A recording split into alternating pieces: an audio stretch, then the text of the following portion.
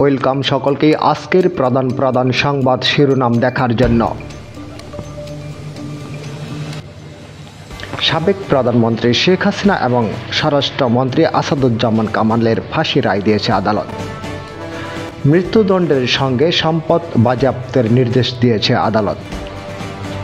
ধানমন্ডি ৩২ ভেঙে টুকরো টুকরো করে গণতন্ত্র ফিরে আনব বলেন শিক্ষার্থীরা। শেখ হাসিনাকে নিয়ে ঘোষিত রায়ের প্রতিক্রিয়া জানালো ভারত। শেখ হাসিনাকে ফেরত পেতে ভারতকে সরকারের কঠোর বার্তা। রণক্ষেত্র আবারও ধানমন্ডি ৩২।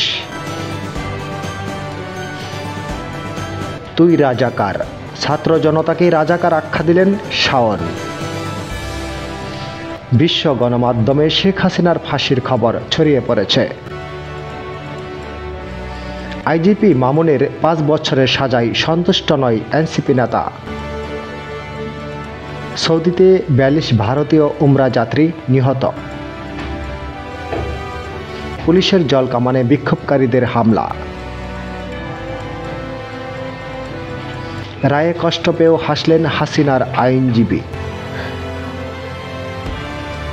বিশ্ব গণমাধ্যমে শেখ হাসিনা রায় প্রত্যাখ্যান। পরবর্তী আপডেট পাওয়ার জন্য চ্যানেলটি সাবস্ক্রাইব করুন। ধন্যবাদ।